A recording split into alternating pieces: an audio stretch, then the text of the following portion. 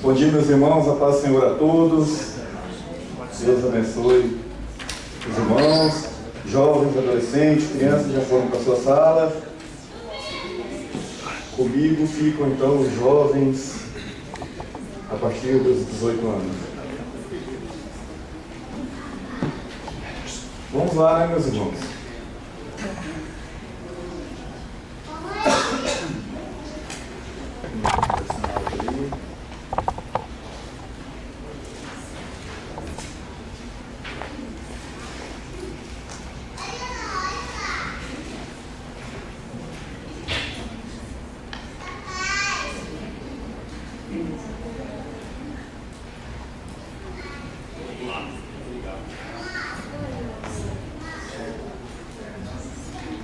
Tá ok, tá ok. Isso. Certinho, obrigado. Irmãos, então, na semana passada nós estivemos aqui, dando continuidade à nossa série de História da Igreja, falando então da Renascença, as mudanças culturais, científicas, artísticas, que começaram a desencadear na Europa, principalmente na Itália, a partir do século XIV, e avança até o século XVI. Essas mudanças, então, começam a abrir o caminho para os fundamentos que veriam ensejar a reforma que teve o marco inicial em 1517. Não necessariamente ela começa em 1517, outros irmãos já haviam falado aqui de tentativas, né, de reforma dentro da igreja, de então, por alguns outros reformadores, como Hus, Wycliffe, os místicos que buscavam uma maior vivência, maior espiritualidade baseada na sua experiência, né, na busca do Espírito Santo, os concílios reformadores, mas tudo isso foi sufocado pela Igreja Católica e não avançou. Mas a semente já estava lançada, na verdade as sementes já estavam lançadas da reforma, e o movimento, a tendência, embora latente, a tendência era crescer. E esses movimentos da Renascença, então, abrem caminho então, para o surgimento de uma nova sociedade. Quem pode lembrar de alguns marcos importantes aí? Vamos lá, fazendo a revisão de domingo passado. O que nós falamos? O que foi a Renascença? Alguém pode lembrar? Vamos lá. Onde a Renascença acontece? Principalmente? Na Itália, muito bem. Quais foram os marcos? Quais são as características dessa Renascença?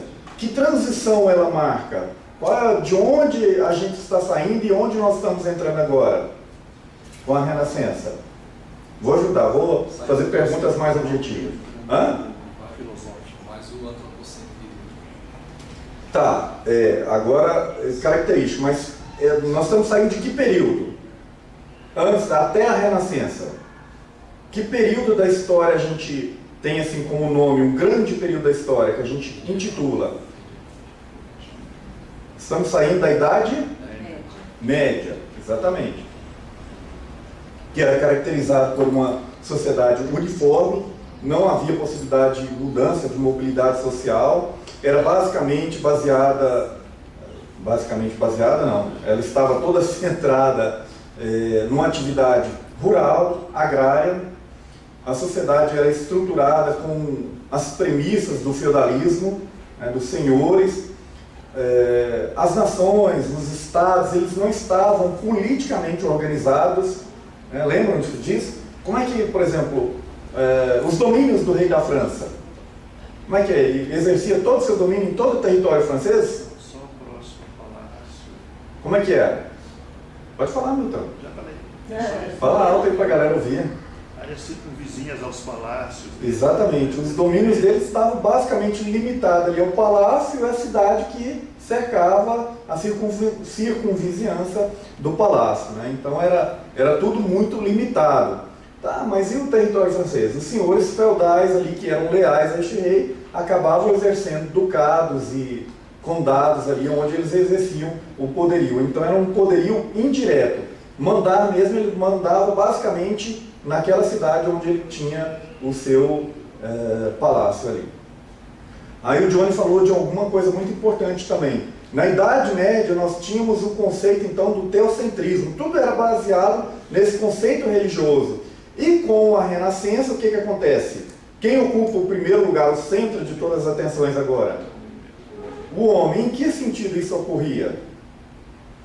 Que a gente fala, sai do teocentrismo e vai para o antropocentrismo. Mas em que sentido prático isso ocorre? Que muda a vida das pessoas?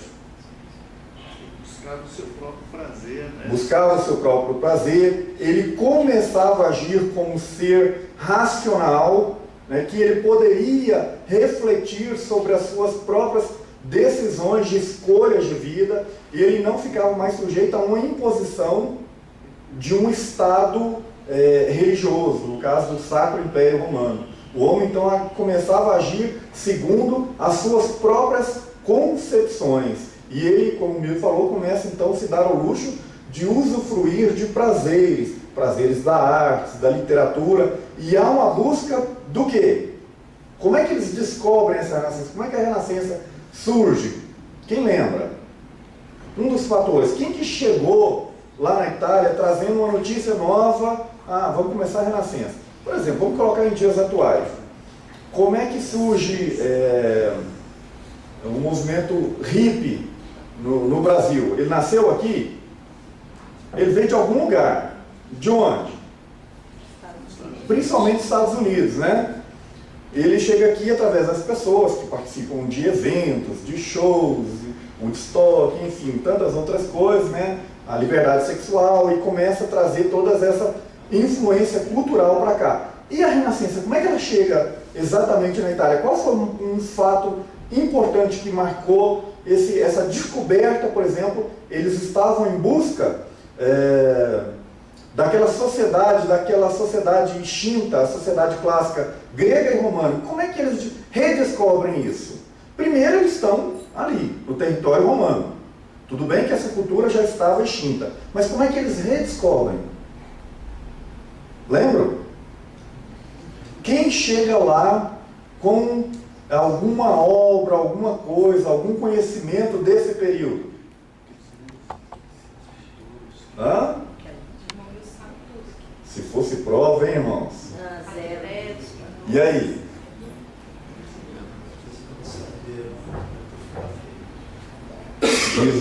Alguém falou um zero aqui.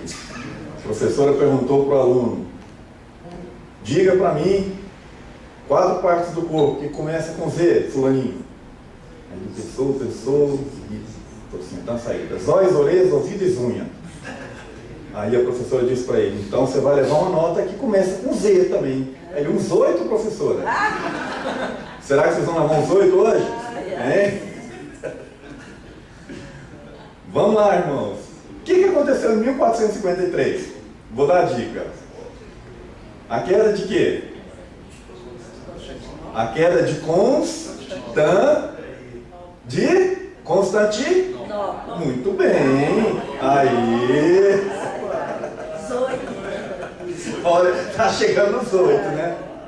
Ok, irmãos. Brincadeiras à parte, com a queda de Constantinopla, ali a capital, né, da época, então, que até onde tinha a igreja oriental, os estudiosos, os intelectuais fogem, então, para a parte mais ao sul, ali, mais a leste, né, no sudeste ali, e eles trazem todos os escritos, os manuscritos que haviam, as obras importantes, obras de Homero, Ilíada, Odisseia, né? E esse conhecimento, esses escritos, despertam um grande interesse dos italianos. E eles começam a buscar como viviam os povos daquela época, da sociedade clássica grega e romana. E eles começam a se reinventar como sociedade.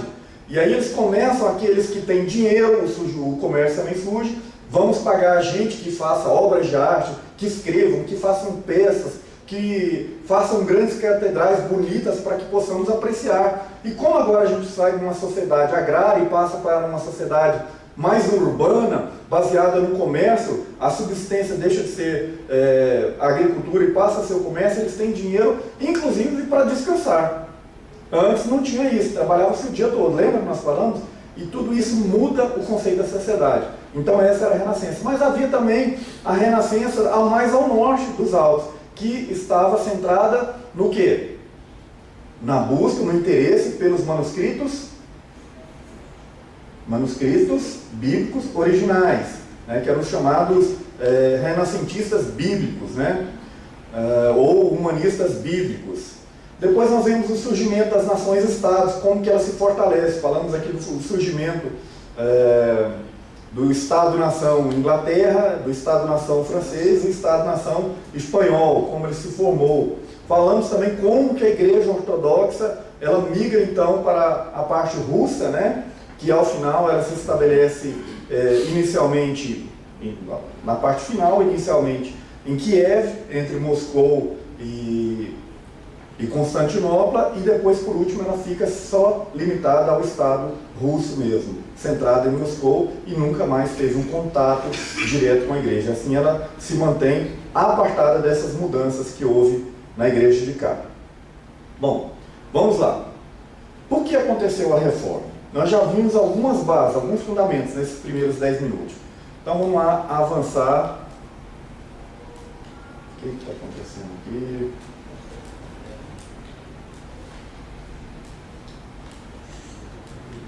Tem jeito de ir no manual aí, irmão?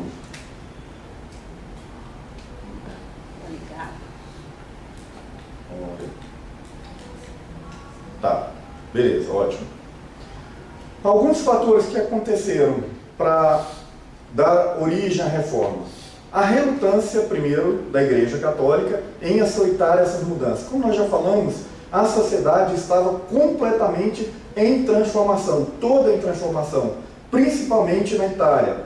Nós havíamos agora a descoberta dos oceanos, as navegações, falamos um pouquinho disso aqui, do comércio, da nova classe média, vamos aprofundar mais nisso, o que essa classe média influencia no surgimento ou no aparecimento dos interesses que vão dar ensejo à origem da reforma. Então tudo isso mexe, mas a Igreja Católica ela continua omissa ou alheia a todas essas mudanças. Ela continua com seu olho no passado, seja no passado pagão, com o olho no passado pagão, ou no passado clássico, ainda que os seus líderes, inclusive papas, eles aderem a esse movimento renascentista. Lembra que tinham papas que eles também estavam muito mais preocupados em investir na renascença, em obras, em construções de arquitetura diferente ou revolucionária para a arte, muito mais do que nas suas atribuições religiosas. Mas eles estavam limitados só a isso. Nada mais do que isso era mudança. Então a Igreja Católica ela permanece inerte diante dessas mudanças. Só que a insatisfação da sociedade vem sendo gerada nesse contexto todo. O surgimento também de nações-estado, que nós falamos, vamos falar mais ainda, e a formação da nova classe média. Então os olhos da Igreja Católica estavam lá no passado. A Igreja adotou uma forma de vida corrupta, sensual, imoral, embora culta e refinada, porque ela também adorava, ou ela era muito voltada a esse espírito renascentista, mas sempre nesse contexto pagão, nunca vinculado à transformação que ensejaria mudança, inclusive no seio da própria igreja. Tudo bem aqui? Podemos avançar? Vamos lá. A emergência de um mundo dinâmico em expansão. Quais foram essas mudanças, então, que aconteceram no mundo naquela época? Primeiro, mudança geográfica. O mundo aumentou de tamanho. Como é que o mundo aumenta de tamanho? Pela descoberta de novas regiões, de novos espaços nesse globo terrestre, tão grande que antes era limitado basicamente à parte central da Europa, até mais ao norte também, e ali ao Oriente Médio. E então, com as navegações, a partir de 1492, o que acontece? Colombo chega até as Américas, né? Descobre um novo continente. Outros exploradores também inauguram a era das civilizações oceânicas. Se lá no mundo antigo, a sociedade era basicamente potâmica, ou seja, ligada à navegação em rios, o único meio de transporte que levava a grande distância era a navegação em rios, e na Idade Média, eles avançam um pouquinho mais para ser uma sociedade talássica, ou talássica, né, se pode dizer, Talas de quê? Quem estava lá no grego vai se lembrar. De mares. Estava voltado aí basicamente a sua movimentação pelo mundo, pelo mar Mediterrâneo e pelo mar Báltico. Mas a partir de agora, dessa nova mudança, começa essas mudanças geográficas, o homem descobrindo todo o mundo que ele estava vivendo. Em 1522, Lutero já tinha traduzido o Novo Testamento, né, para a linguagem do povo, e Fernão de Magalhães dá a volta ao mundo. Não em 80 dias, mas algo perto de quase 2 anos. Né? Volta ao mundo que ele não chega a completar. Ele morre já no fim da viagem. Ele tem lá um problema com alguns nativos de algum lugar que ele chega, e nesse enfrentamento ele acaba morrendo. Mas a parte da sua tripulação que estava, outro comandante assume e completa essa volta ao mundo. Então é provado, de fato, as teorias, né, que nós falamos aqui de Copérnico, Galileu, de que a Terra era redonda. Não tinha, até então, uma prova cabal de que a Terra fosse redonda. E eles conseguem, então, com a volta ao mundo, ela é redonda sim. Nós fizemos a volta no círculo. Durante um bom tempo. Enfrentaram, diga, Moisés. É esférica, né? Esférica. Quase esférica. Quase esférica. Tem um pessoal que está dizendo que a Terra é plana. É plana, né? É verdade. Vamos... A galera que Vamos lá. Em 1522 ocorre esse fato importante também. 2 continentes do hemisfério ocidental, né, América do Norte, América do Sul, ali já são também exploradas, foram conquistados ali, principalmente Canadá, Estados Unidos, ali, México, principalmente pelas nações inglesas, espanholas, e aqui no Sul, Portugal e Espanha dominam. Né? Há uma ação de França e Holanda, mas em menor grau, que depois acabam vencidos pelos portugueses, espanhóis e ingleses lá no norte. Então essa mudança faz com que a noção de mundo do homem seja completamente transformada num período praticamente em poucas décadas. Até então, que era limitado ao mar Mediterrâneo, o conhecimento de viagem e navegação agora alcança proporções globais. E isso afeta muito. Imagine todo esse globo terrestre sendo percorrido já com o conhecimento e a facilidade de carregar nas mãos o Novo Testamento. Lembra que também Gutenberg, o alemão, ele já havia inventado a imprensa, e agora nós podemos ter os livros, e principalmente o Novo Testamento que nós mencionamos, ele já foi impresso num formato de livro, claro que num sentido bem mais singelo, simples do que nós temos hoje. Não seria algo desse tamanhozinho, né? Obviamente, é algo bem mais rudimentar, mas já era uma espécie de livro, e isso então podia ser levado para qualquer lugar, qualquer parte, em qualquer povo. Tudo isso favorece o nascimento, então, o surgimento da reforma. Mudanças políticas. Primeiro, o surgimento das nações-estados, que nós falamos aqui, com poder centralizados e governos fortes. Por que esses governos são fortes? Porque eles são apoiados principalmente pela classe média, que é composta de comerciantes, proprietários e até mesmo artesãos. Eles apoiam esse governo em detrimento do Império Sacro Romano, o Sacro Império Romano. Por quê? O dinheiro é nosso e esse dinheiro tem que ficar aqui, a gente não tem que remeter para Roma. Então, nesse ideal, os estados se fortalecem. Né?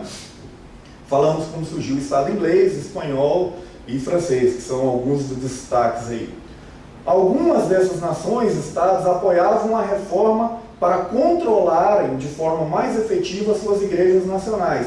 Por quê? Havia uma igreja universal, não essa que temos aqui hoje, tá? A igreja universal que nós sentimos, a igreja que dominava todo mundo conhecido daquela época. Era o Sacro Império Romano, ou a Igreja Católica Apostólica Romana.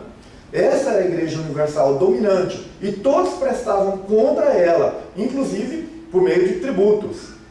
Como surgem os estados, nações, estados, elas se organizam e se fortalecem, há um interesse, principalmente após a Reforma Protestante, de que as suas igrejas locais, as suas igrejas nacionais, sejam então, prestem contas ao seu soberano local. Por exemplo, a igreja da Inglaterra presta presta as suas contas ao soberano inglês, a igreja na França ao soberano francês, e assim por diante.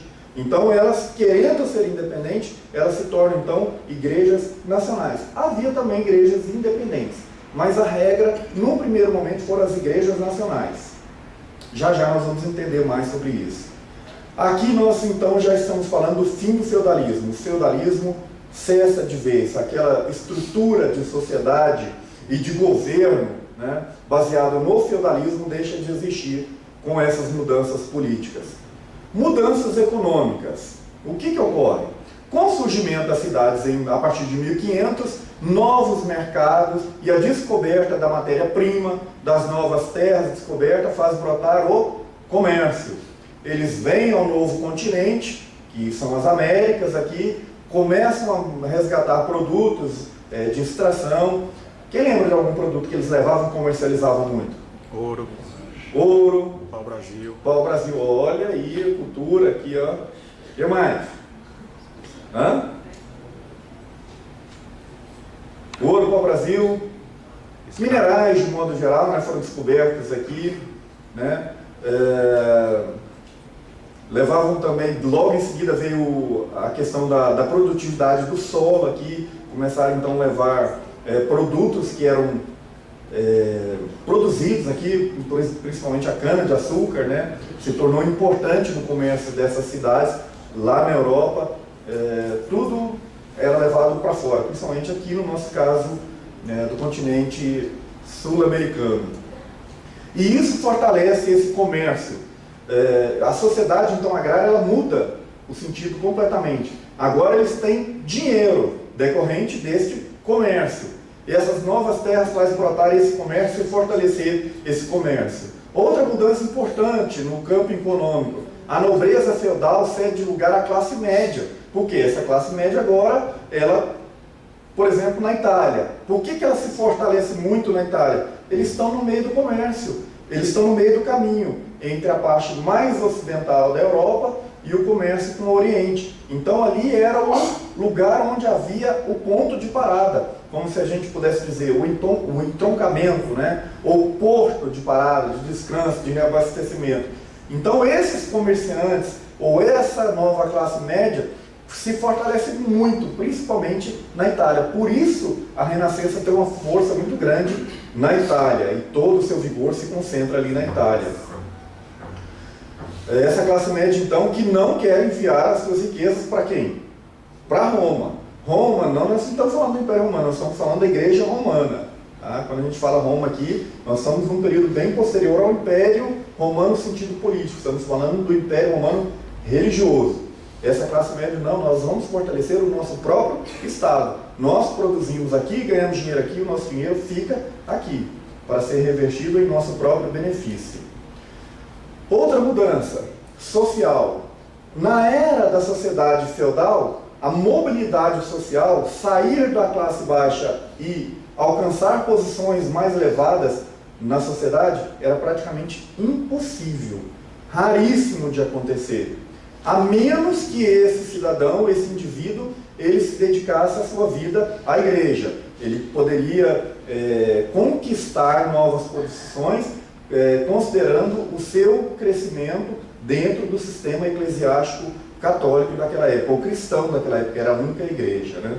Então a gente fala cristão porque era a única igreja. E era isso mesmo, e ali haviam pessoas verdadeiramente devotas ao Senhor, era a igreja que existia, era a igreja de Cristo, era aquela igreja, por mais suja que fosse.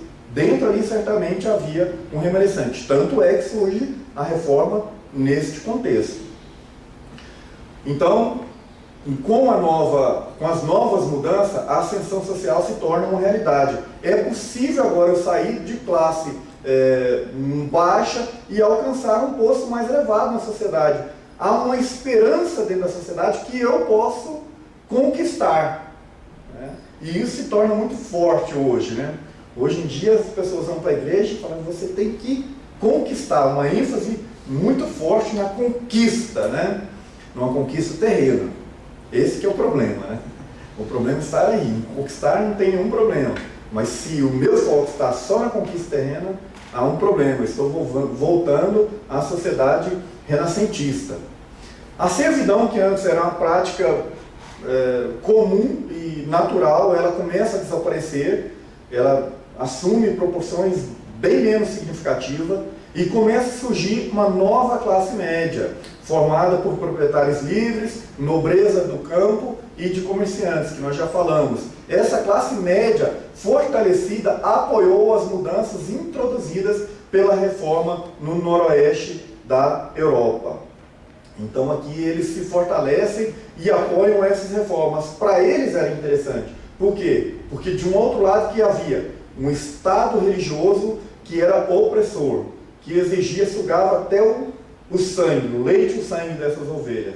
Então, vamos ficar com os reformistas. Para eles foi muito importante. Por isso essas mudanças econômicas, elas têm forte influência também na reforma religiosa. Mudança intelectual. A Renascença, que nós falamos muito na aula passada, favorece o desenvolvimento do protestantismo, principalmente motivada pelos humanistas cristãos, que se dedicaram a estudos originais bíblicos, né, dos manuscritos originais bíblicos, do texto original bíblico.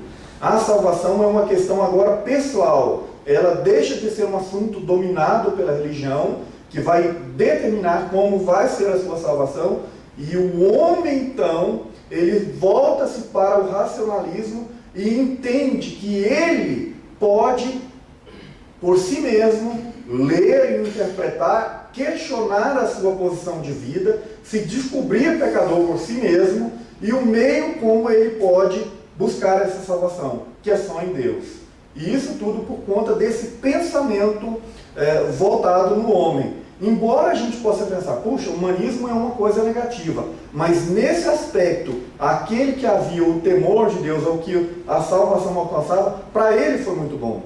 Essa liberação da liberdade do pensamento humano, voltada para o homem e não para o Estado religioso. O homem, então, ele pode decidir sobre a sua própria vida, porque antes todos eram cristãos, né? Você está nesse estado cristão, você é cristão.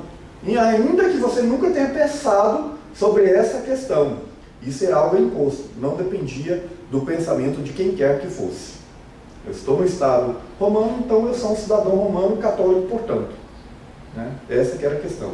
Agora não, o homem ele pensa, e ele resolve, ele entende e se descobre pecador. E isso é algo, um fator importantíssimo que contribui grandemente para a reforma florescer de maneira bastante intensa. Mudanças religiosas. A hegemonia da Igreja Católica Romana, ela começa a desaparecer, começa a ruir. Né? Esse Estado único cristão, Estado religioso, ou Sacro Império Romano, ele começa a ruir, porque começa a surgir, logo após a Igreja Católica, as igrejas nacionais. A reforma protestante começa a surgir as igrejas nacionais, a igreja da Inglaterra, a igreja da Holanda, a igreja alemã, né? E tudo isso mina as forças da igreja romana. Surgem as igrejas protestantes nacionais ou independentes. Nós temos exemplo da igreja luterana, a igreja anglicana na Inglaterra, por exemplo. A autoridade da igreja de Roma foi substituída pela autoridade da Bíblia. Se antes o comportamento humano era baseado ou regrado pela Bíblia e pela tradição, ou pela autoridade papal, agora é somente pela Bíblia. É a Bíblia que tem a total autoridade. É a verdade bíblica é que vai ditar os rumos da nossa vida espiritual. Antes não, era a Bíblia, mas principalmente a tradição e a autoridade papal. A Bíblia estava em segundo ou terceiro plano. Então isso muda muito, essa mudança religiosa influi fortemente no crescimento da reforma protestante. O que quer dizer reforma? Vou voltar aqui, quem estava aqui na aula inaugural desse tema de reforma religiosa, de história da igreja? Quem estava aqui com aquele pastor Isidro? É isso? Não, desculpa. Isso, esse aí mesmo, esse pastor. Quem estava aqui na aula dele? Lembram o que ele falou sobre história? Como é que a história pode ser entendida? A história ela é estática, ela é única, mas não está no passado? Ela está no passado, então ela não muda. O que vocês lembram que ele falou sobre isso? A história muda ou não muda? Depende, né? Depende de quem vai contar, em que contexto ele está contando. Então, o que quer dizer a reforma? Quando a gente olha para trás, quem vai falar sobre a reforma? Se for um historiador católico, ele vai dizer que a reforma foi uma revolta protestante contra a Igreja Universal da época, né? Foi uma revolta, uma rebelião de um frade, de um frei, de um monge que queria se casar. Então ele se insurge contra o sistema estabelecido por Deus e faz essa revolta. Um herege que foi excomungado por conta das suas heresias. Se eu contar a história e eu for um historiador católico, eu vou contar dessa forma. Mas ele se esquece que, mesmo contando a história desse ponto de vista, ele está esquecendo que a igreja vivia mergulhada num mar de imoralidade, de perversão, que tudo podia acontecer. Um papa tinha várias concubinas, filhos, né? E todo mundo sabia, não era nada oculto. Vendia-se a salvação como se vende um pedaço de tecido, né? Como se vendia 1 quilo de alimento. Assim que era vendida a salvação. Negociava-se cargos na igreja, posições, por dinheiro, e não por vocação. Então isso tudo estava dentro da igreja. Quando o historiador católico ele fala disso, ele se esquece da outra parte, né? Se de outro lado nós tivermos um historiador protestante, ele vai falar que a reforma era um movimento voltando aos princípios daquela igreja pura e viva, cheia de vida que havia no Novo Testamento, né? É assim que ele vai contar. Já o historiador secular, ele vai contar a história protestante como se fosse um movimento revolucionário, mas ele vai ignorar também outros fatores, né? Assim como o historiador protestante, ele pode esquecer-se dos fatores políticos, econômicos, outras mudanças que ocorreram, intelectuais, tudo isso foi importante. Ele vai frisar a ênfase dele simplesmente nesse fator espiritual. Mesma coisa para o historiador secular. Vamos falar mais sobre isso. O termo reforma protestante foi consagrado pelo tempo. Com o avançar do tempo, esse termo então ele se sedimentou, reforma protestante. É uma tentativa de voltar à pureza da igreja, a pureza original do cristianismo, lá do Novo Testamento. Ela ocorre principalmente entre os anos de 1517, especificamente da noite de 31 de outubro de 1517 até 1545. Esta reforma protestante, né, para entender o termo, né, ou compreender o que ela significa, ela provocou a contra-reforma da igreja, ela gerou consequências dentro da igreja católica, que veio também tentando se reinventar. E isso foi muito positivo para a igreja católica, né, porque ela também se expurga de muitos males que havia dentro dela também. A reforma se restringiu à Europa Ocidental e aos povos teutônicos, principalmente ali na Inglaterra, Alemanha e de classe média. Ficaram fora a igreja oriental, que eu já mencionei no início, no caso da igreja ortodoxa russa, né, que já havia migrado para a Rússia, que era a antiga igreja ortodoxa grega, e latinos também do velho Império Romano também ficaram fora, principalmente espanhóis, portugueses. Lembra que eu contei da formação do Estado espanhol? Que eles se unem ali para tentar, há um casamento político, né, entre duas pessoas que foi, quem lembra o nome dos noivos lá que se casaram? Castelo do reino de Castela e Aragão. Quem se casa? Fugiu o nome completamente aqui. Bom, enfim, dois se casam para formar o Estado, e eles se unem então nesse desejo de purificar, se unem à Igreja Católica, de purificar o seu Estado. O Estado se fortalece com esse casamento, e eles iniciam uma sangrenta perseguição contra judeus e muçulmanos. Milhares de pessoas são queimadas na fogueira pela Inquisição espanhola, e eles ficam à margem ali dessa reforma protestante, ficam muito presos a essa questão. Há um filme, na verdade dois, muito interessante e importante que vocês compreendam essa questão espanhola, inglesa. e francesa também, e um filme bom, é um filme secular, ele retrata um pouco de história, mas também com liberdade artística. Alguns devem ter assistido. Elizabeth, A Era de Ouro, quem já assistiu? Né? Recomendo, é muito bom, você vai entender um pouquinho, né, da Inglaterra protestante e a Espanha católica ali. Muito, muito, muito bom esse filme. Com Kate Blanchett, é isso o nome dela, aquela atriz? Eu acho que nessa época ela até ganhou o Oscar, não sei se um ou nos dois filmes. São dois filmes, são sequências. Né? Vamos lá, razões da reforma, para a gente avançar.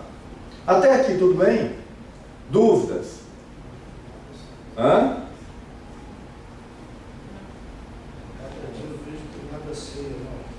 Então significa que está, pelo menos, entendendo. E quando a gente descobre que não sabe, é porque a gente está entendendo. Né? Porque quando a gente pensa que sabe tudo, talvez não esteja entendendo nada. Né? Já é um ponto positivo. Vamos lá. A influência da ênfase, que eu comecei a falar aqui. Historiadores protestantes, por exemplo, esse pessoal aí que eu mencionei aí, esses três aí, eles dão ênfase muito forte nessa reforma protestante como um movimento unicamente religioso. Eu até comecei a falar, né, como sendo uma providência, um fator primordial. Deus encaminha tudo, mas há também no controle de Deus, dentro dessa providência, dessa ação divina, além do fator religioso, há fatores econômicos, fatores sociais, fatores políticos, fatores comerciais, tudo isso, intelectuais, tudo isso vai influenciar essa reforma. Né? Então essa ênfase que se dá, eu não posso deixar de lado os outros fatores. Tudo bem que o historiador protestante ele vai dar essa ênfase religiosa, mas ele não pode esquecer dos outros fatores. Se for o historiador católico, ele vai dar ênfase na heresia de Lutero, mas ele está esquecendo também dos outros fatores, os fatores econômicos, como nós já dissemos, religiosos, o próprio problema que havia dentro da Igreja Católica. Ele dá ênfase, Lutero foi herege, ele queria casar-se com uma também religiosa, e ele usa essa reforma como artifício, então, para poder se casar. Olha só a importância de a gente conhecer isso. Quando eu era bem garotinho, lá nos primeiros anos de escola, a cidade era muito católica, né? E ainda hoje, mas bem diferente daquela época. Muitos aqui conhecem, tem trabalho da igreja lá, né? Padre Bernardo, olha o nome da cidade. Né? Em homenagem a quem? Né? E ela surge, a cidade, de uma romaria, num local lá próximo, e por causa dessa romaria surge um povoado e depois surge a cidade. Mas na minha época era o seguinte, crente era aquele apelido, era crente do, enfim. A gente até se mantinha escondido, porque era um em cada sala, ou às vezes um no turno todo daquele horário escolar. E eu me lembro que no meu turno de manhã, por exemplo, nessa época havia eu e uma outra menina lá, né, que o nome dela acho que era Ieda, né, só. E mais ninguém. O restante todo, uns quase 200 alunos, eram todos católicos. E aí um dia surgiu, e essa lei dos crentes? Aí uma menina, uma outra garota lá, falou assim, não, essa lei dos crentes é porque havia um padre que se engravidou uma freira, e aí eles se casaram, fugiram e criaram a lei dos crentes. Foi isso. Bom, é uma forma de bullying, né, com a gente naquela época, mas de certa forma, essa história, ela é mais ou menos contada assim. Era o herege Lutero, que querendo se casar-se com uma freira, ele acaba tomando a liberdade então de insurgir-se nessa forma e cria todo esse movimento como desculpa para o seu casamento. Mas enfim, eles esquecem que dentro da própria hierarquia e estrutura daquela época e da própria liderança do sistema papal era completamente depravado. É uma ênfase que é tendenciosa, como a nossa, se nós formos considerar escritores protestantes também. Vamos lá. Historiadores seculares, né? Voltaire, por exemplo, ele vai dizer que era a briga de monges, né? Briga de monges agostinianos com os dominicanos. De fato, houve uma insurgência, né, uma divergência, na verdade, entre esses dois grupos naquela época. Mas essa ênfase, ela é tendenciosa também, né? E aí eles vão lembrar, por exemplo, lá na Inglaterra, por que surge a reforma na Inglaterra? Porque o rei Henrique VIII, divorciado, querendo se casar-se novamente com Ana Bolena, na Inglaterra, ele cria o seu próprio sistema religioso para poder se casar. Então tem um fundo religioso. Essa é a ênfase que ele dá para contar a história da reforma. Mas há todos os outros fatores. Nós temos que ter cuidado nisso. Historiadores marxistas vão dizer que era um interesse meramente econômico. Nós não queremos dar dinheiro para o papado e vamos concentrar o nosso dinheiro aqui. Porque agora nós temos dinheiro com o comércio, com as navegações, com a busca de produtos do novo continente. Nós não queremos dar dinheiro a ele. Então essa galera aí, desse novo movimento religioso, assim como o primeiro movimento, como a primeira igreja só pensava no dinheiro, no capital, esse novo movimento também só pensa no capital. E é por isso que eles começam esse novo movimento. Nada mais é do que um desmembramento do sistema religioso vigente pelos mesmos interesses econômicos. É assim que um historiador marxista vai dizer. Olha só como a história pode ser contada de várias formas. Embora verdadeira, todas essas interpretações são fundadas em ênfases secundárias da reforma. Mas essas ênfases de cada um desses historiadores, elas são secundárias, pois as causas da reforma, elas são múltiplas e complexas, como nós já mencionamos. O fator religião é primordial, mas não se pode ignorar os fatores políticos, econômicos, morais, intelectuais, e que sejam, embora secundários, mas eles foram importantes para dar início ou o estopim da reforma. Entenderam isso aqui? Esse ponto de vista? Então, quando vocês forem discutir com alguém e eles vierem com uma determinada ênfase, você vai se lembrar dos outros fatores e mostrar para ele que, embora ele tenha um certo grau de razão, não está completa a história dele. Tá certo? Já estão prontos para discutir esse assunto, por exemplo, com o marxista? É tudo interesse do capital. Lutero não tinha nada de um interesse legítimo, né? Ou altruísta, ou enfim. O interesse no final era econômico. Era a defesa do capital. E aí o que vocês vão dizer? Você tem razão, mas está incompleta essa história. Ela é apenas parte. Isso é um fundamento, é uma ênfase secundária. Fez parte da reforma, sim, mas isso é secundário. Vamos lá, então. Fator político, as causas dessa reforma. Nações-estado, então, no noroeste da Europa, se opondo à Igreja Universal. Olha, agora nós temos nosso Estado organizado. O dinheiro dos impostos fica aqui, não vai mais para o Sacro Império Romano. A corte que julga o cidadão inglês, julga também o clérigo que está aqui na Inglaterra. Porque havia, se o clérigo, o sacerdote inglês praticasse algum crime, alguma coisa, ele era julgado pela corte romana. A corte do Sacro Império Romano. Era tudo em separado.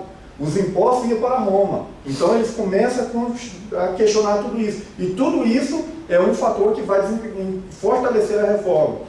Economia é outro fator importante. A despeito da ênfase de Marx, né, dos marxistas, este assunto não pode ser ignorado pelos cristãos. Ele tem influência também. Por isso que você vai concordar em parte com alguém que venha defender esse ponto de vista marxista. Sim, teve influência. Terras da igreja cobiçadas pelos governantes nacionais. Por quê? Porque a igreja era dona ali de 1/3 das terras da Europa daquela época.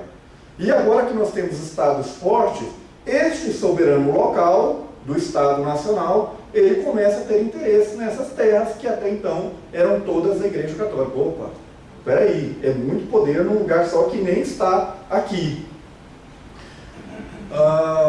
O envio de dinheiro para o tesouro papal também era outro problema. Puxa, tudo que arrecadava ia para Roma, leia-se Vaticano, né? O clero isento de impostos, toda aquela sociedade, todo aquele século ali dos sacerdotes, da igreja, ninguém estava obrigado a recolher, era tudo isento, né? Só eram os privilegiados. E isso incomodava muito, porque afetava a economia desses estados nacionais. A perda de recursos para o Papa na Alemanha se agravou com a se agravou com a inflação e elevou o custo da vida, o custo de vida. Indulgência enfureceu Lutero. Por que teve inflação naquela época, na Alemanha? Por que o custo de vida aumentou? Vamos ver se vocês estão ligados mesmo. Agora eu quero ver. Quem está dormindo, acorda aí. Vamos ajudar quem está acordado a pensar. Por que tem inflação? Agora eu vou falar de atualidade. Por que a inflação surgiu naquela época? E aí? É sobre algo que nós já falamos. Falamos de comércio, falamos de produtos. O que isso tem a ver? O que de novo estava chegando na Europa? Havia importados na Europa nessa época? Eu falei, irmãos, vamos lá, sem medo, encerrar não tem problema, a gente está aqui para aprender, juntos. Sim, havia. Mas estava chegando algo novo lá, inflando o comércio local? Estava. O quê? Ouro, cana, pau-brasil, esses produtos vindo do novo continente estavam chegando a rodo. E o comércio se desenvolvendo, isso fez gerar o quê? Inflação. Ou seja, inflacionou. Aquilo que era estável e linear começa a mudar rapidamente. E isso começa a complicar a vida das pessoas. E tudo que eu ganho eu tenho que enviar para o Sacro Império Romano. Opa, peraí, o custo de vida aumenta, a inflação está nos oprimindo. E eles então agora, tem um negócio muito complicado aqui. E ainda vem a questão das indulgências, que a gente vai falar já já. Então isso vai gerar uma insatisfação muito grande no povo, e Lutero é o líder que vai se acender e vai então ser o estupim da reforma. Olha como tudo vai se encadeando e culminando para acontecer a reforma, os fatores que vão levar à reforma.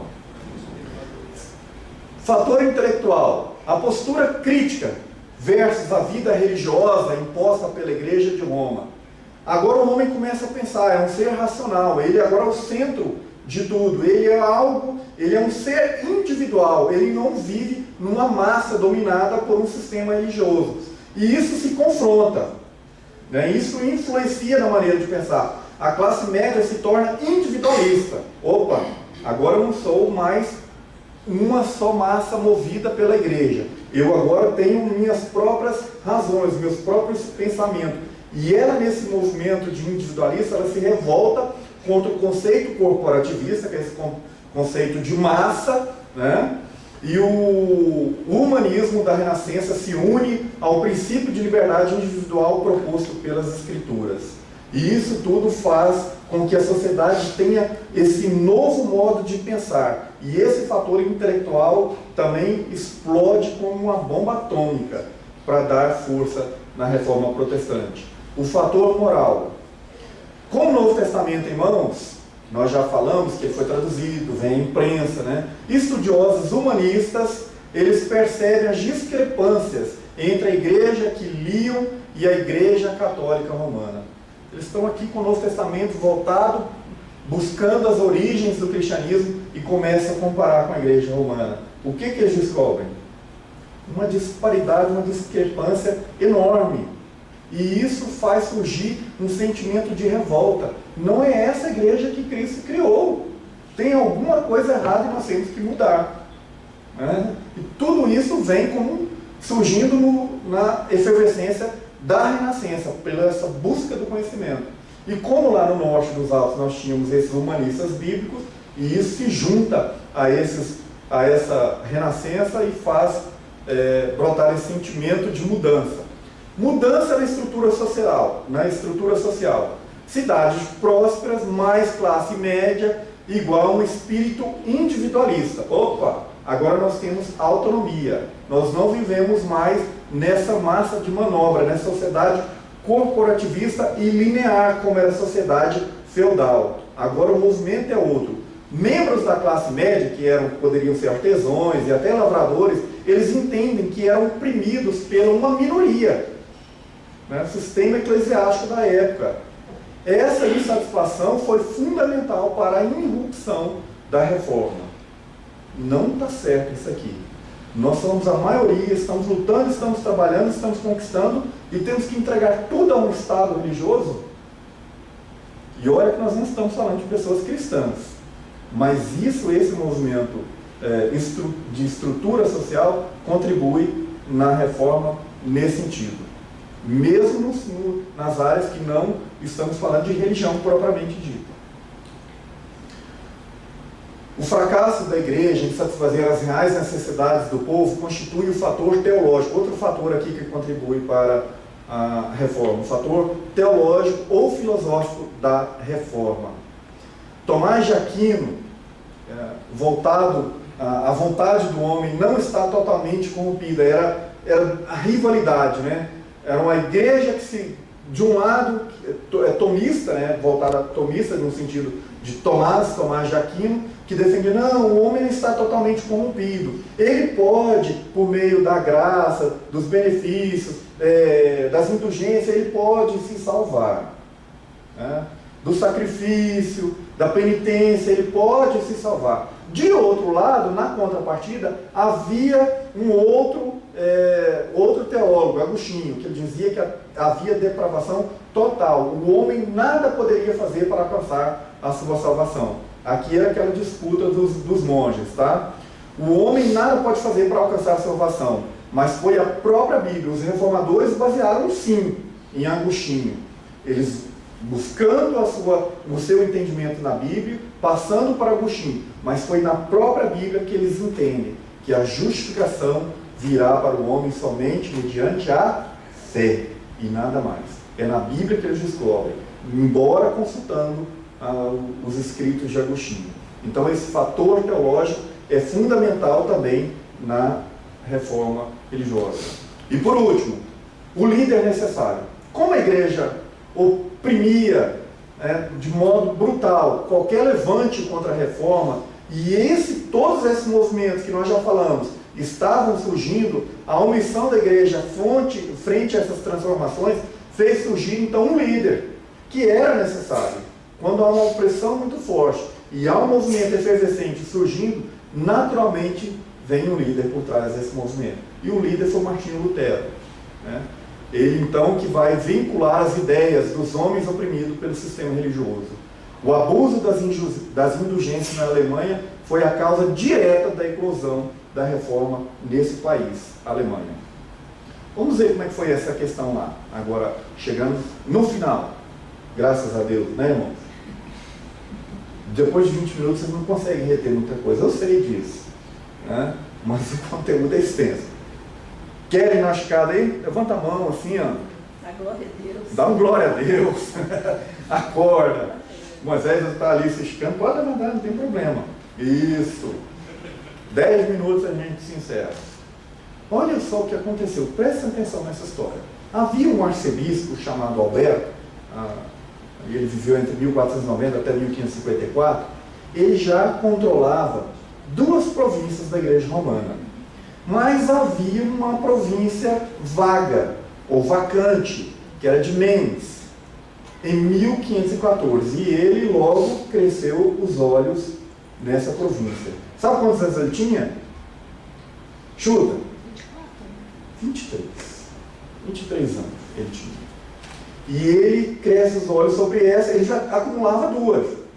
E ele vê mais uma província rica, que poderia dar mais benefícios para ele, e ele cresce os olhos nessa província.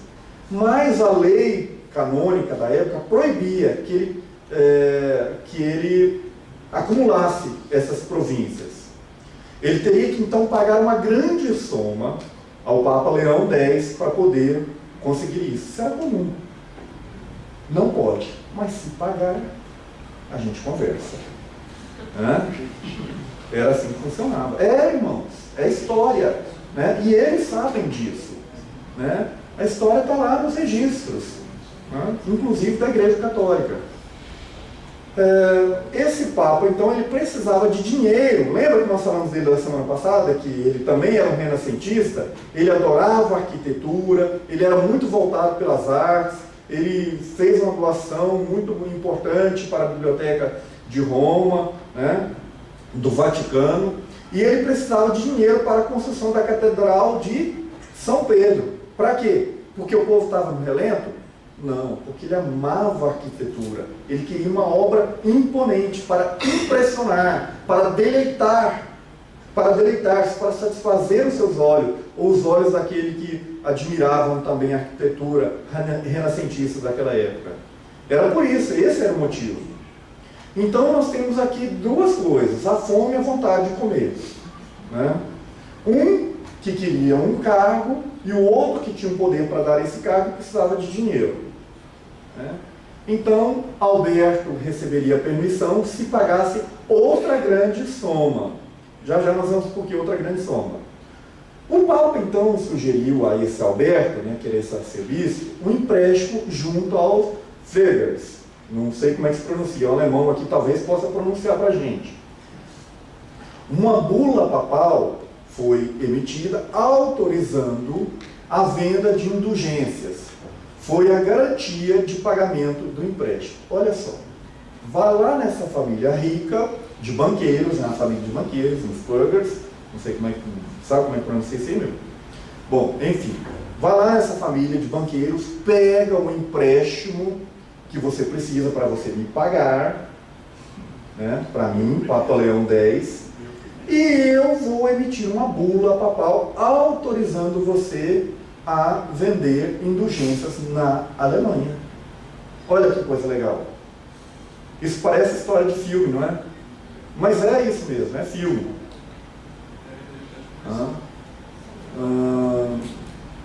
Então ele faz esse empréstimo e eu tenho a impressão que está faltando um slide.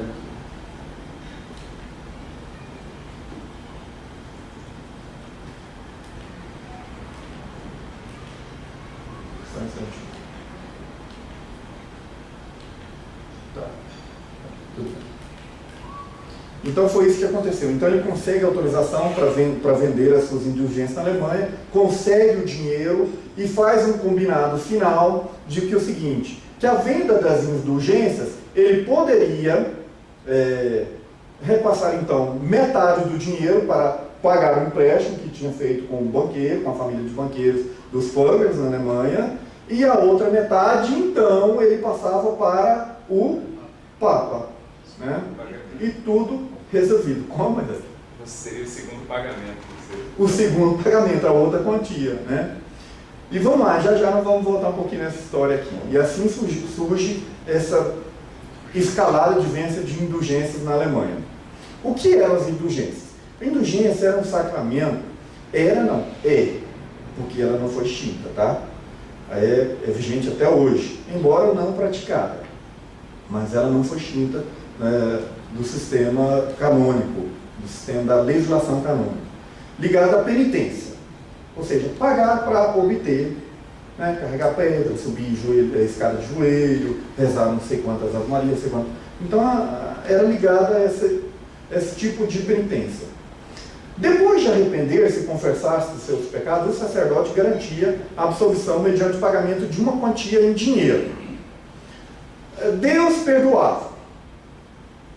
Mas, o que acontece? Havia a exigência de cumprir uma pena, em vida ou no purgatório. Então, para me livrar disso, eu dava um jeito, cortava o caminho. Através da peregrinação, lugar sagrado, do pagamento de um valor à igreja ou de alguma obra meritória. Deus perdoava, mas ainda havia essa exigência de cumprir essa pena. Ou em vida, que era uma peregrinação, lugar sagrado, ou no purgatório, né?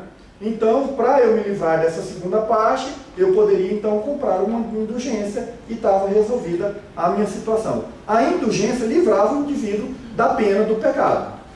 Deus perdoava, mas ainda a pena continuava a existir. A indulgência servia para quê?